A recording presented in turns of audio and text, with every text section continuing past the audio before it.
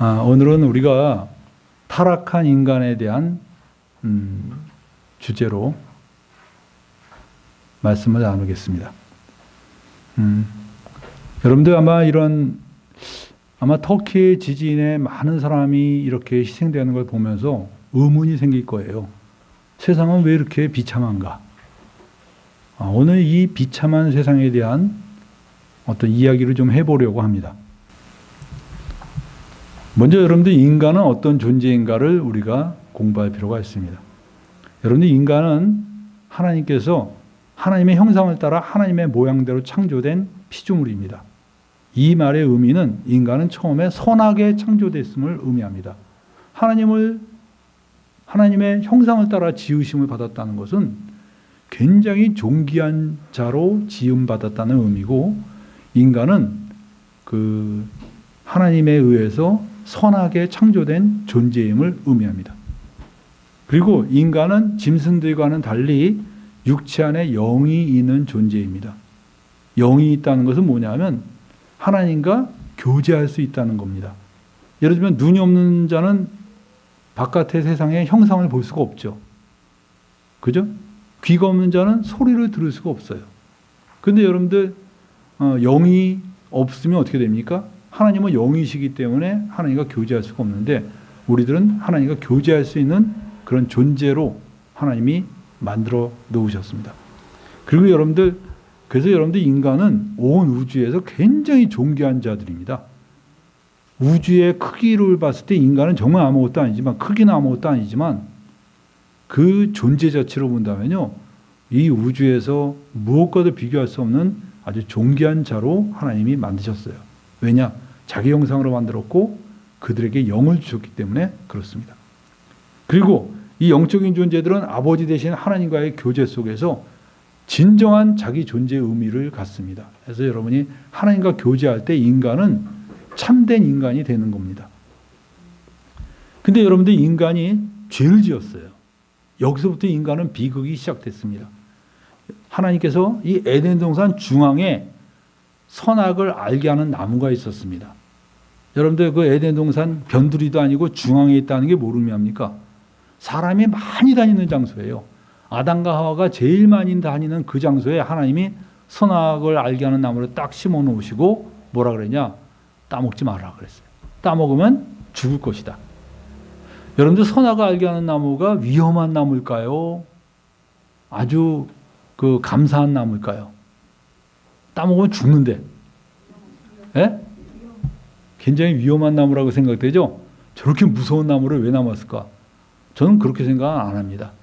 여러분들 에덴 동산 중앙에 선악을 알게 하는 나무를 따놓고 아담과 하와가 너무 배고픈데도 저거 따먹으면 안 돼. 그러면 그건 뭡니까? 고문이죠, 고문이야. 얼마나 배고픈데 저거 따먹지 말라고. 그게 또 탐스럽게 생겼대. 고문이죠. 그런데 하나님이 그 선악을 알게 하는 나무 옆에 또 뭐가 있냐? 생명나무가 있었어요. 생명나무. 그럼 배고프면 뭘 따먹으면 돼요? 생명나무 열매를 따먹으면 돼요. 절대로 여러분들 배고파서 따먹을 게 아닙니다. 그렇다면 여러분들 만약에 산에 올라가다가 아주 버섯이, 예쁜 버섯이 있어요. 근데 독버섯이래. 먹으면 죽는데. 그러면 여러분들 따먹습니까? 예? 아니 배가 부른데 그거 따먹어요? 안 따먹죠. 안 따먹죠. 근데 여러분들 그 선악을 알게 하는 나무가 동산 중앙에 있었다는 건 저는 위험한 나무라고 보지 않고 오히려 감사합니다. 왜냐하면 아담과 하와가 에덴 동산에 막 뛰어다니다가 선악을 알게 하는 나무를 딱 보는 순간에 누가 생각날까요? 예? 하나님의 말씀이 거기 있잖아요. 따먹지 말아라. 그 말씀을 보면서 하나님이 생각날 거예요. 그럼 하나님이 생각나면 기분이 좋을까요? 나쁠까요? 예? 하나님이 생각나면 그냥 막 기분이 나빠요? 여러분들 어떤 사람 남편을 원수라 그러던데 그렇게 생각합니까? 아니죠. 실제로 여러분들 하나님이 생각나면 마음에 기쁨이 올 거예요. 그래서 아담과 하와는 하나님이 생각나게 하는 나무로서 그 선악을 알게 하는 나무가 그렇게 저주스러운 나무가 아닙니다. 저는 아담과 하와가 만약에 예배를 드렸다면 어디에서 드렸을까? 바로 그 선악과 앞에서 드렸을 것 같아요. 예배를 드렸으면. 왜냐? 하나님을 생각하게 하는 나무니까. 그래서 여러분들 선악을 알게 하는 나무는 저는 굉장히 아담과 하와에게는 복된 나무라고 저는 생각합니다. 그런데 인간이 마귀의 꼬임에 넘어갔어요. 마귀가 그걸 따먹으면 네가 하나님처럼 될 거다. 그러니까 따먹으라는 거예요. 그래서 이 인간은 선택의 기로에 놓였습니다. 하나님의 말씀을 믿을 것인가? 마귀의 말을 믿을 것인가? 이 선택의 기로에서 인간이 마귀의 말을 믿기로 결정을 했어요. 그래서 그 말을 듣고 따먹었습니다. 인간에게 생긴 죄성이 있는데 선악을 알게 하는 나무를 딱 먹는 순간에 인간에게 뭐가 생겼냐? 진짜 선악을 알게 되었어요. 그런데 여러분들 선악을 알게 되는 게 좋은 거예요? 나쁜 거예요? 우리가 생각할 때는 그 선악을 알게 하는 게 좋은 거 아닙니까? 이 선악도 구별 못하고 정말 그 사는 것은 그건 유치한 거죠. 어린아이죠. 근데 어떻게 선악을 알게 하는 게 나쁜 겁니까? 여러분들 선악을 알게 하는 나무를 인간이 딱 따먹는 순간에 뭐가 생겼냐면 선악을 판단하는데 그 기준이 자기가 된 거예요. 이때부터 인간이 건방져진 겁니다. 예? 건방진 거예요. 자기가 판단해. 하나님도 판단해. 하나님도. 인간들이 얼마나 무서운 사람들인지 모릅니다. 자기를 창조하신 하나님을 자기가 평가를 합니다. 하나님 그러시면 안 됩니다. 여러분들 그 인간이 하나님을 평가하는 그 건방짐은 그게 인간의 원죄의 뿌리예요. 그래서 여러분들 욥에게도 그런 원죄의 뿌리가 있었는데 욥은 워낙 성실하고 착하니까 아무도 몰랐어요. 근데 하나님이 그거 끄집어내잖아요. 욥이 고난을 당하니까 어떻게 돼요? 그 착한 욥이 뭐라 그럽니까? 하나님을 평가하잖아요. 하나님이 왜 그러실까? 나는 아무리 노력해도 소용없다. 하나님이 이렇게 하신다. 하나님은 저렇게 하신다. 하나님은 불공정하시다. 이런 식으로 하나님을 평가해요. 그것이 여러분들 인간의 깊은 뿌리 속에 있는 죄성이에요. 죄성. 그 건방진 거. 그리고 인간들이 그때부터 고집이 세지기 시작해요. 왜냐? 내가 오르니까. 고집이 세요. 그래서 여러분들 이 고집이 점점 세지는 거는 그 사람이 신앙 안에 있지 못한 겁니다. 나이가 들면서 고집이 세지죠. 나이가 들면 남는 건 고집밖에 없어요. 나중에. 그냥 뭐 완전히 고집이 세죠. 근데 신앙 안에 있는 사람은요. 나이가 들수록 고집이 세지지 않아요. 내 고집이 형편없다는 거 알고 자꾸 꺾습니다. 내가 십자가에 달려서 죽어야 돼.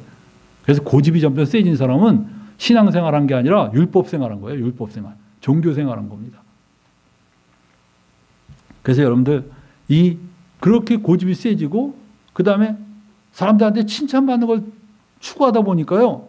위선자가 돼요. 어떤 위선자가 되냐? 겸손한 척합니다. 겸손한 게 아니라 겸손한 척을 해요. 왜요? 겸손한 척하면 어떻게 돼요? 사람들이 아우 겸손하십니다. 그럼 속으로 어때요? 드디어 성공했다. 여러분들 인간이 굉장히 위선자가 됩니다. 점점. 위선자가 돼요. 그것이 여러분들 선악을 알게 하는 나무를 따먹은 후유증입니다. 인간은 그런 후유증에 시달렸어요. 그래서 인간들이 다 겉으로 보면 멀쩡한 것 같아도요. 전부 위선자고 속으로 정말 자만심이 가득 차 있고 건방지고 이게 인간의 아주 기본 캐릭터가 됐어. 하나님은 이런 인간들에게 그 원죄의 본질이 뭔가를 분명하게 여러분이 깨닫고 있어야 돼요. 인간이 평가한다는 건 뭐예요? 예? 여러분이 도둑으로 잡혔는데 자기가 판사를 판단하면 어떨까요? 예? 판사 너나 잘해 막 이러면서 그냥 판사에 대해서 얘기하면 이건 건방지게 하늘을 찌르는 거죠. 인간이 스스로 하나님 된 게 선악을 알게 하는 나무를 따먹고 난 뒤에 그 후유증입니다. 그리고 인간들은 그 다음에 어떻게 합니까? 자신의 영광을 추구하고요. 자아도취에 빠집니다. 여러분들 종종 보면 이렇게 누워서 막 이렇게 도 닦는 사람들이 있어요. 인도에 보니까 못이 삐쭉삐쭉 나오는데 그 삐쭉삐쭉 나온 그 못에 어떤 사람이 몇 년을 누워있고 그랬대요. 그거 뭡니까? 그렇게 하니까 사람들이 막 칭찬하고 존경하는 거야. 그러니까 자아도취에 빠진 거예요. 그런 것들이 여러분들 전부 다 원죄의 본질입니다. 사람들은 그런 걸 존경해요. 성철 스님이 10년이 넘도록 8년간인가를 누워서 자지 않고 벽에 이렇게 기대서 잤대요. 여러분들 그거 어때요? 왜 그런 거가 존경스럽죠? 그게 존경스럽습니까, 여러분들? 근데 사람들은 보통 사람이 할 수 없는 일을 했다는 거 하나로 존경합니다. 근데 본인은 왜 그거 기네스북에 올릴 만한 일들을 하셨을까요? 그렇게 하면 사람들이 존경하니까. 아마 여러분들이 그거를 제가 함부로 폄하하는 게 아니라 모든 돛 닦는 사람들의 특징이 겉으로 봤을 땐 돛 닦는 것 같지만 알고 보면 자기 영광 추구예요. 자기 영광 추구입니다. 근데 그게 원죄의 본질이에요. 그 다음에 우리 이것만 해도 시간이 많이 가니까 우리 넘어갑시다. 그래서 여러분들 성경은 인간에 대해서 이렇게 말하고 있습니다. 하나님이 말씀하시기를 모든 사람이 죄를 범하였고 심판을 받게 되었다고 얘기하고 있어요. 시편 14편 2절 3절 다 같이 읽어봅시다. 시작. 여호와께서 하늘에서 인생을 굽어 살피사 지각이 있어 하나님을 찾는 자가 있는가 보려 하신즉 다 치우쳤으며 함께 더러운 자가 되고 선행하는 자가 없으니 하나도 없도다. 예, 여러분이 눈으로 살핀 게 아니라 하나님의 눈으로 살폈을 때 이 세상에 의인은 없는데 하나도 없다고 그랬어요. 그리고 함께 더러운 자가 되고 선언을 행하는 자가 없으니 하나도 없다고 하나님이 결론 내리셨어요. 어떤 사람이 그래도 제가 볼 땐 저 사람 착한 것 같습니다. 그건 여러분의 눈으로 본 거예요. 인간은요 그 사람의 속을 몰라요. 근데 하나님이 이렇게 결론 내리셨어요. 그리고 히브리서 9장 27절에 뭐라 합니까? 한 번 죽는 것은 사람에게 정하신 것이요 그 외에는 심판이 있다. 그래서 모든 인간들은 하나님께 심판받을 수밖에 없는 존재가 되었습니다. 그래서 여러분들 죄의 결과가 어떻게 되냐? 이렇게 죄를 지은 인간은 어떤 결과를 맞이했느냐? 첫째, 영적으로 사망하게 됐어요. 미래에 사망하는 게 아니라 아예 죽은 상태입니다. 죽은 상태예요. 그래서 하나님과의 관계가 단절되었어요. 하나님이 창세기 2장 17절에 선악을 알게 하는 나무의 실과는 먹지 말라. 내가 먹는 날에는 정녕 죽으리라 그랬는데 따먹고 난 다음에 어떻게 됐어요? 죽은 거예요. 그 다음부터 하나님과의 관계가 끊어진 겁니다. 그리고 성경은 에베소 2장 7절에 보면 2장 1절에 보면 너희의 허물과 죄로 죽었다고 말하고 있어요. 죽었는데 하나님이 살려주셨다는 거야. 이미 죽어있는 인간들이에요. 그리고 로마서 5장 12절에 보면 인간이 죄를 범해서 자기로 끝난 게 아니라 한 사람으로 말미암아 죄가 세상에 밀고 들어왔다는 거야. 죄로 말미암아 사망이 왔다는 겁니다. 그러면 여러분 세상이 온전할까요? 온전하지 않을까요? 예?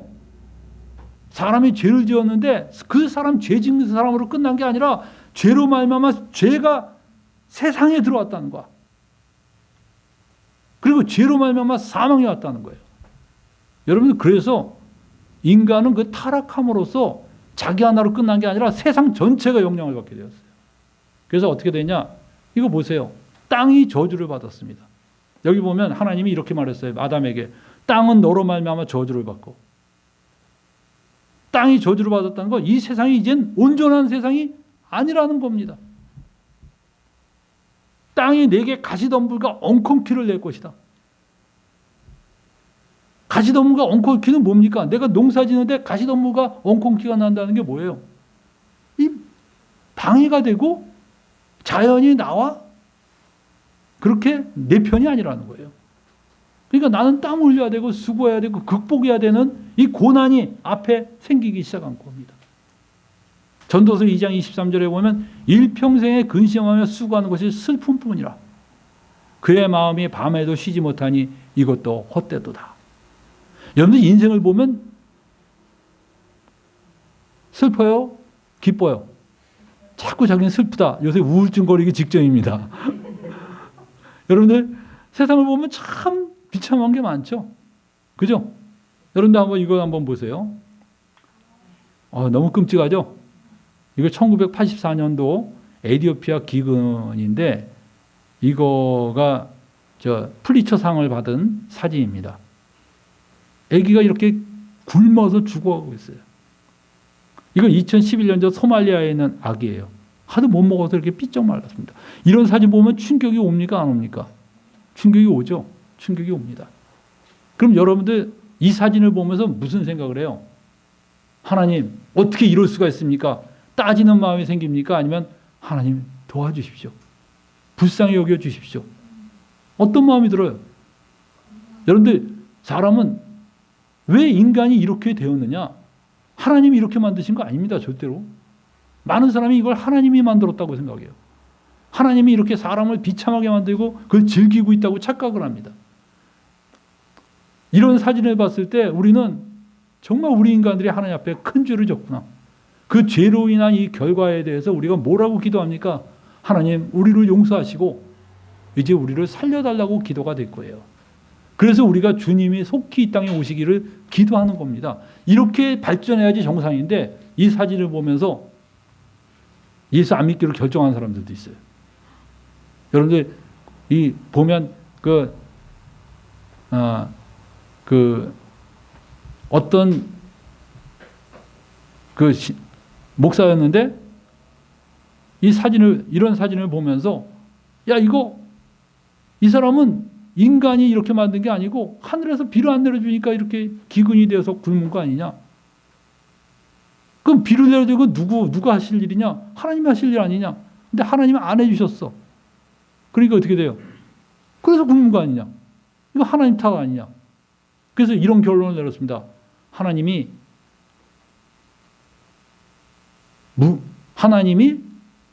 자비하지 않으시다. 그러니까 이러시다. 만약 자비하시다면, 자비한데도 그렇다면 무능하시다. 이거 해낼 능력이 없으니까 무능하시다. 그 두 가지 딱 선택해서 둘 다 하나님이 못마땅한 거예요. 그래서 하나님은 안 믿기로 하고. 참 어리석습니다, 여러분들. 근데 여러분들 인간이 이 세상이 이렇게 왜곡된 것은요. 인간의 죄로 인해서 저주가 이 땅에 임한 거예요. 하나님들이 안타까워하셔요, 이거. 굉장히 안타까워요. 그러니까 자기 아들이 와서 십자가 달려 죽으셨죠. 이런 게 뭐 아무것도 아니면 그 아들이 이 땅에 와서 십자가에 죽으셨겠어요? 그래서 어떤 사람은 그러면 그냥 확 세상을 바꿔버리면 되지 않습니까? 하나님 바꿀 능력이 있죠. 근데 그거 뒤집어 엎으면 그 뒤집어 엎는 과정에 당신도 예외가 아니라는 거야. 자기는 뭐 뒤집어 엎어도 아주 그냥 대단한 사람 취급받을 걸로 착각하고 있어요. 다른 사람 심판할 때 자기는 멀쩡할 것 같아요? 하나님이 불쌍히 여기시는 거예요. 아직. 여러분들 이거 보세요. 이건 르완다에서 벌어진 학살에 그 엄마가 죽었어요. 이 아기가 울잖아. 인간들이 서로 그냥 죽이고 있어. 얼마나 많이 죽이는지 몰라. 저 시리아 지금 수십 년 동안 싸우고 있잖아요. 온 나라가 다 망했어요. 온 국민이 막 굶주리고 있어. 근데도 정치인들이 서로 싸우고 있어. 나라가 다 망했는데. 그게 뭐예요? 하나님 탓입니까, 그게? 여러분, 푸틴하고 우크라이나가 싸워서 지금 얼마나 많은 사람이 죽고 있어요. 하나님 탓입니까, 그게?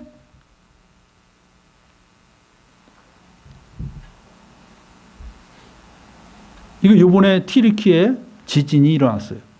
이 지진에 이 아버지가 자기 딸이 매몰된 거 손을 붙잡고 있습니다. 이 딸이 결국 죽었습니다. 매몰돼서. 근데 마지막까지 손을 붙잡고 있었어요. 아버지가. 목숨을 잃을 때까지. 얼마나 가슴이 아픈 일입니까?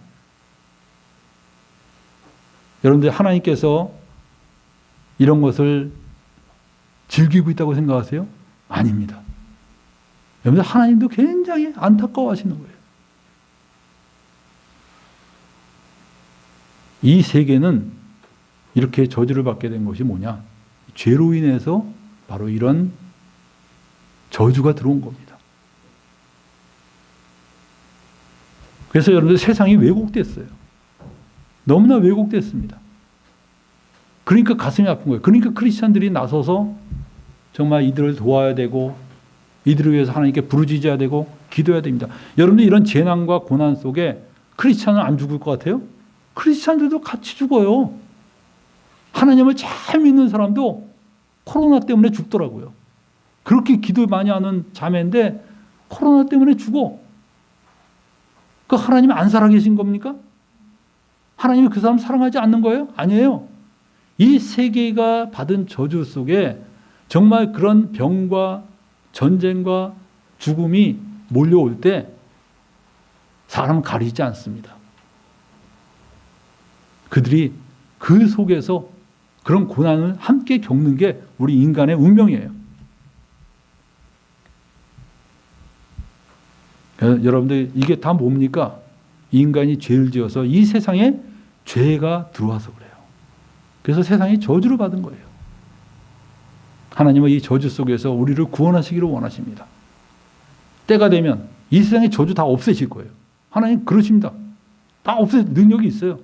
근데 아직 주님은 한 사람이라도 더 구원하시기 위해서 하나님은 또 어떤 하나님의 섭리 때문에 지금 잠시 미뤄두고 계시는 거예요. 여러분들 죄의 결과로 뭡니까? 세 번째는 마귀에게 넘겨진 세상이 되었어요. 여러분들 예수님 앞에 마귀가 나타나서 이렇게 말합니다. 누가복음 4장 5절에 보면 예수님을 끌고 가서 순식간에 천하만국을 보이면서 이렇게 말해요. 천하만국을 보이면서 예수님한테 이 모든 권위와 그 영광을 내가 내게 주리라. 이것은 내게 넘겨준 것이므로 내가 원하는 자에게 주노라 그랬어요. 이 마귀가 굉장히 하는 예수님한테 건방진 말을 해요. 이거 다 나한테 넘겨준 거라는 거예요. 그래서 네가 나한테 절하면 내가 다 주겠다 그래요. 다 주겠다. 네 것이 내 것이다. 근데 여러분들 마귀한테 이 넘겨줬다는 말 이게 거짓말일까요? 예수님한테 그 거짓말로 이렇게 속일 수 있겠어요? 하나님의 아들인데? 아닙니다. 진짜 넘겨준 거 맞으니까 예수님이 인정했어요. 말도 안 돼. 그게 왜 네 거냐? 이런 거 따지지 않았어요. 예수님이. 뭐라 그랬습니까? 나한테 절하라 그러니까 예수님은 딱 한마디 하셨어요. 오직 하나님 그분 외에 누구에게도 절하지 말라고 하셨느니라. 기록된 바. 예수님은 성경을 딱 인용해서 딱 물리쳤어요. 여러분들 마귀에게 이 세상이 넘겨졌다는 사실이 우리에게 던져주는 의미가 굉장히 큽니다. 이 세상의 임금이 누구라고요? 마귀입니다. 하나님 아니었어요? 아니요. 이 세상 임금이 마귀예요. 마귀가 이 세상에서 온갖 일을 자행하고 있어요. 그리고 사람들은 뭡니까? 마귀의 종이 되었어요. 그래서 여러분들 요한복음 12장 31절에 보면 이제 이 세상에 대한 심판이 이르렀으니 이 세상의 임금이 쫓겨나리라 그랬어요. 이 세상의 임금이 쫓겨난다. 그 이 세상의 임금이 누구냐? 마귀예요. 그리고 에베소 2장 1절에 보면 그는 허물과 죄로 죽었던 너희를 살리셨도다. 그때 너희는 그 가운데 행하여 이 세상 풍조를 따르고 공중의 권세 잡은 자를 따랐으니 곧 지금의 불순종의 아들들 가운데서 역사하는 영이라. 전에는 우리도 다 그 가운데서 우리 육체의 욕심을 따라 지내며 육체와 마음에 원하는 것을 하여 다른 이들과 같이 본질상 진노의 자녀다. 다 공중 권세 잡은 자를 따르고 불순종의 아들들 가운데서 역사하는 그 영을 따른 존재라는 거예요. 그리고 본질상 진노의 자녀들이었다. 다 그런 자라는 거예요. 여러분들 마귀는 굉장히 지독한 자입니다. 마귀는 상대방에게 뭐 이렇게 허락받고선 지배하고 그러지 않아요. 그냥 어이구 너 자리 깡패가 여러분에게 동의 받으면서 돈 뺐습니까? 돈 좀 뺏어도 될까요? 이럽니까? 아니죠. 깡패는 상대방 인정 안 합니다.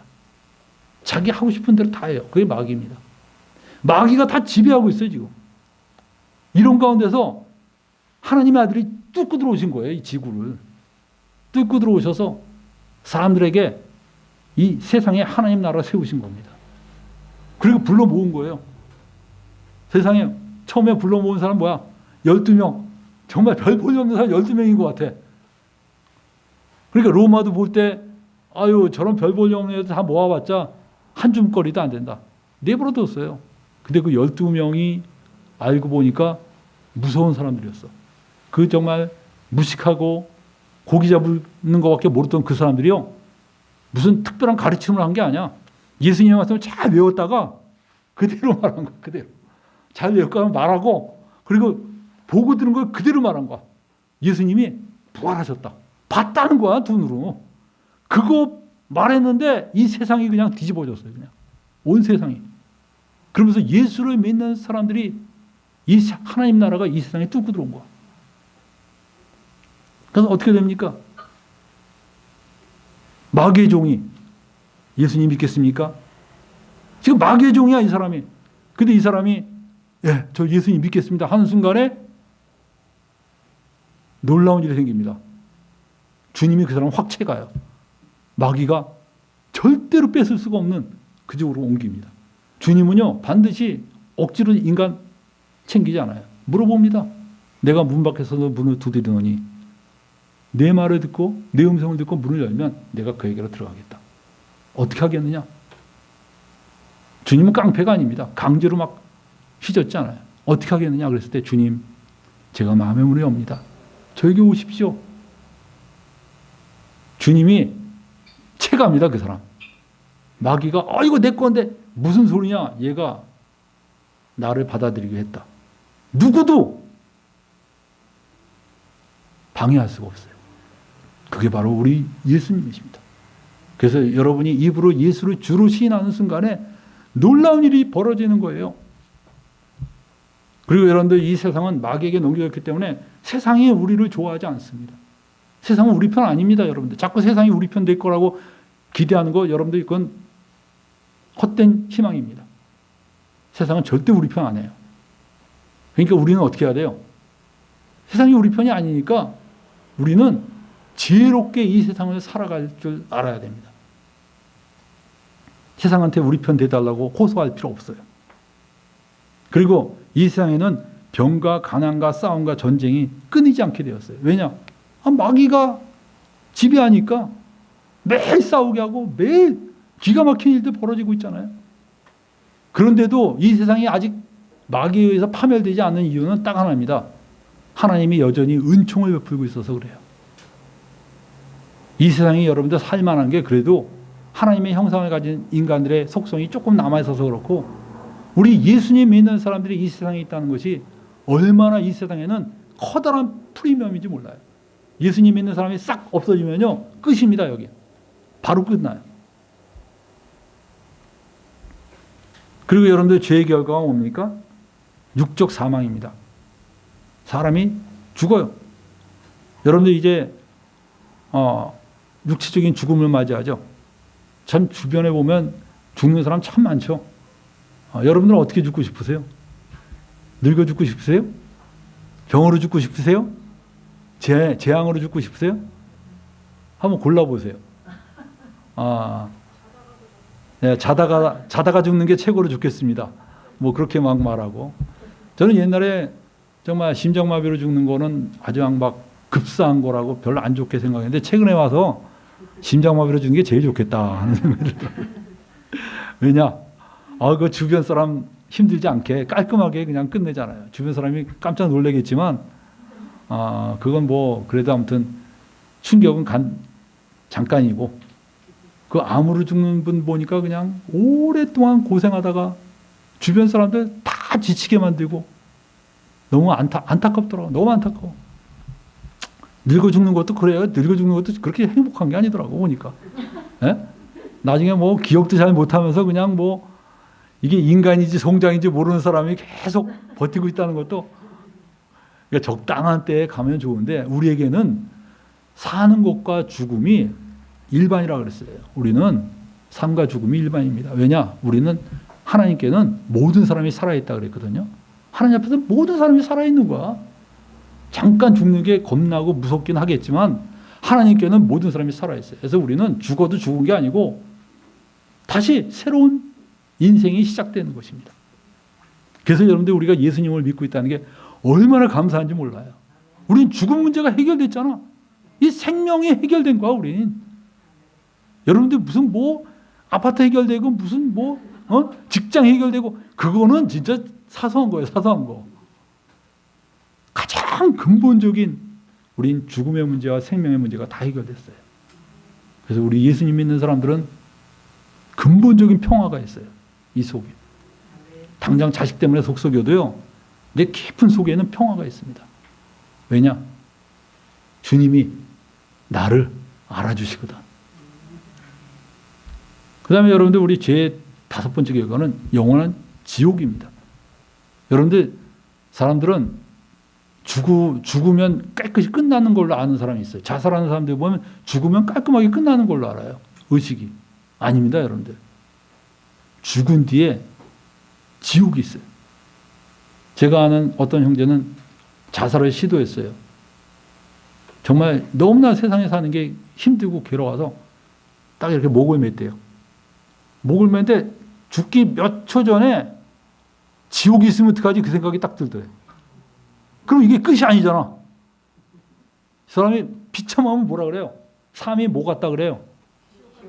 지옥 같다 그러는데 그 지옥 같다와 오리지널 지옥이 같을까요? 지옥 같다. 근데 지옥 같은 이 세상을 피했는데 지옥이야. 그러면 어떻게 됩니까?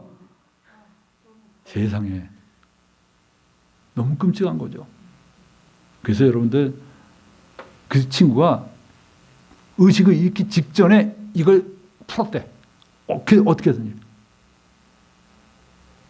그래서 살아나고서 그 뒤에 예수님을 믿고 예수님 만나고 난 뒤에 돌아다니면서 이거 전도지 뿌리면서 다니고 그랬던 친구를 제가 대학 시절에 만난 적이 있었습니다.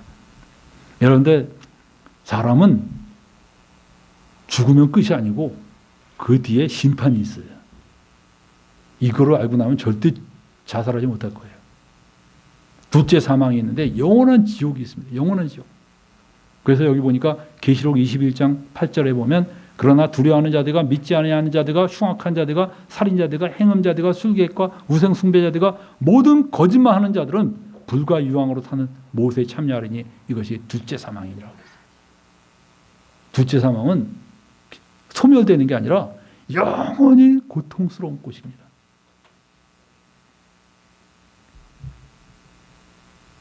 어떤 사람은 또 이걸 가지고 막 또 트집 잡아요. 인간도 죄를 지면 고문 조금 하다가 끝나는데 어떻게 하나님이 이렇게 영원히 고문을 하느냐. 아무튼 트집 잡는 사람들 보면 계속, 저는 이게 어떤 상태인지를 모르겠어요. 여러분들, 이거는 인간의 이성으로 설명할 수 있는 곳이 아닌데 하나님이 이렇게 말씀하셨으면 가면 안 돼요. 아무튼 무조건 가면 안 됩니다. 어떤 사람은 그렇게도 설명하더라고요. 여러분이 똥통에서 평생 살려고 그러면 좋겠어요? 나쁘겠어요? 나쁘죠. 근데 구더기는 똥통이 좋다는 거야. 우리가 볼 때는 끔찍하지만 구더기는 좋아한다. 뭐 그런 식으로 막 지옥을 설명하는 사람도 있어요. 그 뭐 어떤 식으로 설명하든 간에 결론은 뭡니까? 가면 안 되는 곳이에요. 가면 안 되는 곳이에요. 하나님은 분명히 자비하신 건 맞지만 지옥은 절대 가면 안 됩니다. 거기 은총이 사라질 곳이에요. 하나님의 은총이 없는 곳. 이 인간들 세계에서도요, 은총이 사라진 곳에 가봐요. 정말 그 밑바닥 상황을 보세요. 얼마나 끔찍한가.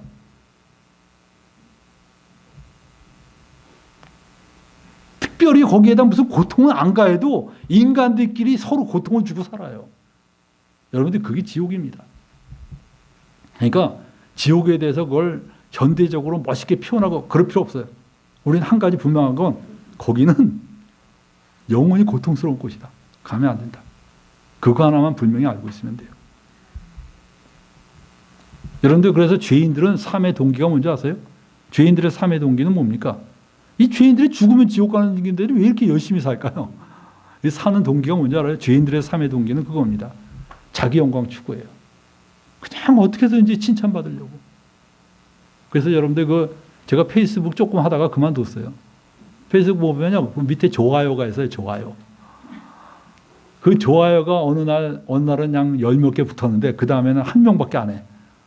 그럼 내가 이거 글을 왜 뭐 잘못 썼나? 왜 이렇게 인기가 없나? 어느 날 하나도 없어. 이건 정말 심각한 거예요. 사람들은요, 페이스북에 목숨 건 사람들도 있더라고. 매일. 거기 누가 그렇게 크게 읽지도 않는데도 매일매일 그 페이스북에 글을 올리느라고 시간을 엄청 들여지는 분들이 있어요. 왜냐? 그게 삶의 어떤 이유야. 그리고 막 인스타그램, 뭐 트위터, 그냥 사람들한테 어떻게든지 인정받고 싶어 하는 거 있죠. 여러분들, 죄인들의 삶의 동력이 뭔지 알아요? 자기 자랑입니다. 내가 자랑할 수 있으면. 내가 자랑할 수만 있으면 좋아. 그 집단에 가니까 내가 자랑하면 사람들이 막 박수 쳐줘. 그러면 가고 싶어요? 안 가고 싶어요? 가고 싶죠. 그러니까 가는 거야. 왜 깡패들이 깡패 집단에 있는지 알아요? 거기 가면 자기를 인정해 주니까. 여러분들 인정해 주지 않으면 사람들은 우울해져요. 사람들은 자기 가치를 그런 사람들의 칭찬에서 찾으려고 합니다. 자기 가치를.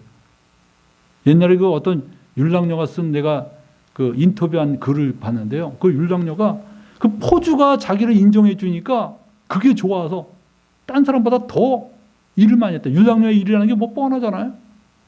비참한 삶이야. 포주가 인정하는 게, 야, 포주한테 인정받아서 뭐예요? 예? 포주한테 인정받아서 뭐해? 근데도 그 포주가 인정해 주니까 거기서 자기 가치감을 찾으려고 그래요. 인간이 얼마나 비참한 존재인지 몰라요. 우리가 자기 가치감을 그런 정말 쓰레기 같은 인간들에게 받으려고 하지 말고 누구한테 받아야 됩니까? 하나님이 잘하였도다. 충성된 종아. 그 한마디가요. 온 우주에서 최고의 보람이에요. 영원히 나를 흐뭇하게 만드는 게 하나님이 잘하였도다. 충성된 종아.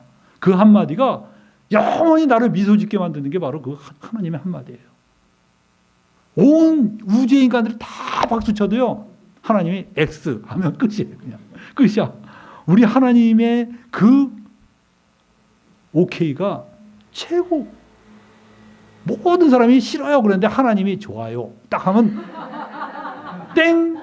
끝난 겁니다. 끝난 거야 그냥. 그게 여러분들 우리가 살아가는 삶의 가치가 아니에요. 그래서 세상 사람들은요. 자기 자랑하는 그 맛으로 살아요. 자기 자랑할 수만 있으면요. 인간들은요. 그 힘든 것도 다 해냅니다. 왜? 자랑할 수 있으니까. 근데 우리 하나님의 사람들의 삶의 동력은 그게 아니죠. 바로 하나님을 사랑하기 때문에, 이웃을 사랑하기 때문에 하는 거고, 그 삶의 동기가 사랑이고, 동력은 뭐냐? 그 힘은 믿음에서 나옵니다. 우리는 믿음에서 그 힘을 얻어요. 그래서 여러분들 예수를 믿으면 그 예수 믿는 그 믿음이 내 속에 그 힘을 일으킵니다. 그래서 예수 믿으라는 거예요. 여러분들, 사람들은 자기가 만든 신을 섬기고 싶어요. 다 자기 나름대로 신을 만듭니다. 성경에서 말하고 있는 그 하나님이 아니라 자기가 각색하고 자기 멋대로 만든 하나님을 섬기고 싶어요. 근데 여러분들 인간은 어떤 걸로 자기가 만들어도 그 하나님 자기 못 살립니다. 어떤 사람이 예수님이 나를 위해서 십자가 달려 죽으신 그 대속의 십자가를 믿지 않고 그건 그때 말이 그런 것이 실질은 대속이 아니고 그냥 이렇게 정말 희생하면 살라는 거야. 어느 목사가 아주 멋있게 말해요. 누가 만든 하나님이에요, 그거? 예? 그 네 생각에서 만든 하나님 아니야. 근데 사람들은 그게 너무 멋있는 거야, 또. 철학적이고 너무 멋있어. 인간들은요, 이렇게 자기 멋대로 하나님 만들어요. 근데 여러분들, 하나님은 인간들이 멋대로 만든 하나님 용납하지 않아요. 하나님은 우리들에게 하나님이 어떤 분인가를 정보를 주셨어. 그 정보가 쓰여진 게 바로 이 성경입니다. 성경에 바로 하나님이 어떤 분인가를 다 드러내셨어요. 여러분들 예레미야 2장 13절에 내 백성이 두 가지 악을 행하였나니 곧 생수의 근원되는 나를 버린 것과 스스로 웅덩이를 판 것인데 그것은 물을 저축치 못할 터진 웅덩이니라 그랬어요.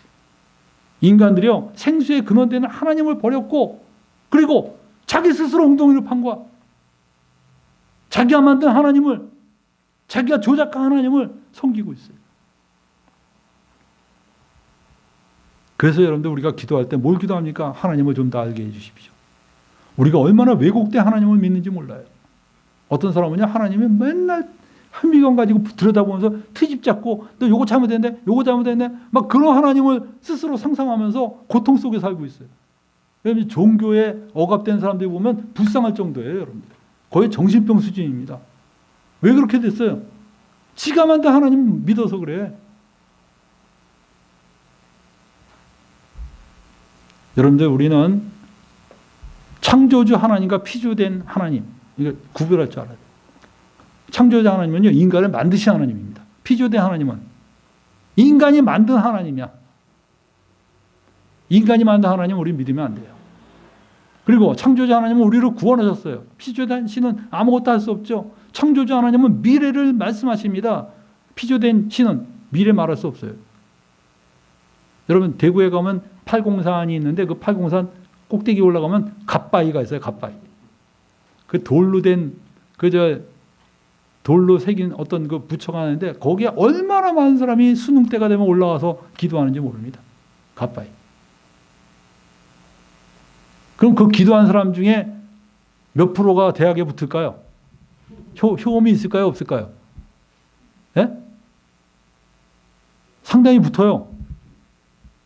근데 그게 뭘까요? 거기 기도 안 해도 붙을 사람들이야.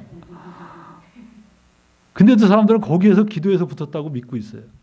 참 미련한 거죠. 근데 여러분들 교회도 똑같아요. 교회도 뭐 수능 때 얼마나 기도 많이 합니까? 제가 그래서 야 교회도 이렇게 수능 때 기도 많이 하고 저렇게 갑바에서도 기도 많이 하는데 그럼 서울대학엔 누가 많아야 돼요? 예? 기도가 누가 효과가 더 클까요? 예? 교회에서 기도한 게 효과가 커요? 갑바에서 기도한 게 효과가 커요? 예? 네, 공부만 하는 사람은 효과가 크죠. 우리가 보면 서울대 굉장히 퍼센트가 높을 것 같은데 서울대 기독교인 퍼센트가 얼마나 작은지 몰라요. 놀랍습니다. 우리 때는 서울대에서 그 기독교인 수가 거의 뭐 20%가 넘었어요. 그때는 우리나라 부흥시대였습니다. 지금은요 2%? 어마어마합니다. 이제 애들이 이제 관심이 없어요. 관심이 없어. 야, 이 시대가 이렇게 아주 젊은이들이 타락했어요. 하나님을 두기를 싫어해 젊은이들이. 그래서 이 교회에 난 젊은이가 있다는 게 얼마나 감사한지 몰라. 그래도 몇 명 안 되지만 그래도 예수님을 믿는 젊은 애가 있다. 대단한 겁니다. 그리고 여러분들 기도에 응답하심. 근데 여러분들 그렇다고 하나님은 그거 뭐 기도해도 소용없구나 그러면 안 됩니다. 진짜 기도에 응답하셔요. 하나님. 그게 특별 은총입니다. 우리 기도에서 응답받는 사람들 보면 참 놀라워요. 하나님이 기도에 응답하십니다. 병도 낫게 하셔요. 정말 불가능한 일이 벌어지게 딱 만드십니다. 그게 여러분들 하나님의 특별 은총이에요. 이건 피조된 신한테는 있을 수가 없는 일이에요. 피조된 신은 뭐 부처한테 백이 기도해서 애 낳았다 그렇다고 부처가 낳게 해준 건지 아세요? 절대 아닙니다. 그거 때가 돼서 난 거예요. 때가 돼서. 여러분들 우리는 창조주 하나님, 창조자 하나님을 믿는 자라는 것을 잊어버리면 안 됩니다. 그래서 여러분들 우리가 진정한 평화를 얻으려면 어떻게 합니까? 인간이 평화를 얻으려면 자신을 죄인임을 인정하고 회개하여 하나님께로 돌아오는 거예요. 하나님, 내가 죄인입니다. 여러분들 우리 인간이 할 수 있는 가장 겸손한 고백이 그거예요. 하나님, 전 죄인입니다. 보면요, 돌이켜보면 너무나 부족하고 형편없는 게 많아. 근데도 아직도 그래서 내가 하나님에서 요만큼 살았는데 그거 의지하고 있다가 큰일 납니다. 여러분들. 우리 인간이 의지할 게 그런 거 의지하면 큰일 나요. 여러분 죽을 때 그래 그래도 내가 그동안에 살아보면 교회에 드린 돈이 얼마고 그런 거 생각했다면 큰일 납니다. 여러분들이 우리가 마지막에 하나님 앞에 죽을 때 마지막 의지할 수 있는 건 십자가밖에 없어요. 난 그게 얼마나 고마운지 몰라. 정말 막 두렵잖아요. 죽음이 앞에 오면 두렵잖아. 내가 이거 어떻게 하나님을 맞이하겠어? 근데 하나님의 아들이 나를 위해서 죽으셨다. 십자가에서 내 모든 죄를 다 대속하셨다. 거기에 내가 내 의를 거기에 얹을 게 하나도 없어요. 주님, 제가 주님을 믿습니다. 감사합니다. 그 십자가 붙잡고 가는 겁니다. 하나님이 이렇게 말씀하시죠. 이사야 44장 21절에 내가 내 허물을 빽빽한 구름같이 내 죄를 안개같이 없이 하였으니 너는 내게로 돌아오라. 내가 너를 구속하였음이니라. 내가 너를 구속하였다. 하나님은 이미 나를 용서해 놓고 오라고 하시는 거예요. 내가 막 비우면 그래 한번 생각해 볼게. 이렇다면 얼마나 힘들겠어 우리가. 근데 그게 아니라 내가 내 죄 허물을 빽빽한 구름같이 내 죄를 안개같이 없이 하였으니 없앴다는 거야. 넌 내게로 돌아와라. 우리가 할 일이 뭐야 그러면? 용서해 주십시오가 아니죠.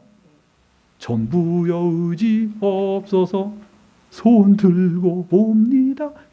빈손 들고 손 들고 와야 돼. 손 들고 보따리 들고 오지 마세요. 보따리 들고 오지 마시고 그냥 두 손 들고 항복하고 그냥 오는 거야. 그때 여러분이 그 그리스도로 말미암은 평화가 나에게 임하는 거예요. 그래서 여러분들 우리 마지막 결론입니다. 하나님을 경외하는 것이 사람의 본분이에요. 우리 인간의 가장 올바른 삶은 뭐 구제 많이 하고 선한 일을 많이 베풀고 귀중하죠. 그거 굉장히 귀중해요. 근데 가장 중요한 인간의 본분은 하나님을 경외하는 겁니다. 하나님을 경외하는 것. 그것이 인간의 본분이에요. 여러분이 하나님을 경외할 줄 알아야 돼요. 여러분이 예배 드리는 이유가 뭔지 아세요? 그 경외함을 표현하는 거예요. 예배가. 주일날만 예배 드리는 게 아니에요. 매일매일 삶 속에서도 예배 드릴 수 있어야 돼요. 어떤 사람은 삶 자체가 예배입니다 그러는데 참 멋있는 말이지만 그 삶 자체가 예배가 되려면요. 진짜 하나님에 대한 경외함과 예배가 있어야지 그 삶이 예배가 됩니다. 이 두 개 분리할 수 없어요. 그래서 여러분들 예레미야 2장 19절에 네 악이 너를 징계하겠고 네 반역이 너를 책망할 것이라. 그런즉 내 하나님 여호와를 버린가 내 속에 나를 경외함이 없는 것이 악이요 고통인 줄 알라. 하나님을 경외하는 마음을 가져야 돼. 하나님을 가볍게 알고 우습게 알고 원망이나 하고 트집 잡으려고 이런 태도를 가진 사람이 그 속에 무슨 평화가 있겠어요. 그 자체가 악인데. 하나님을 경외할 줄 알아야 됩니다.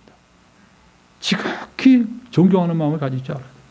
전도서 12장 13절에 이래 결국을 다 들었으니 하나님을 경외하고 그 명령을 지킬지어다. 이것이 사람의 본분이니라.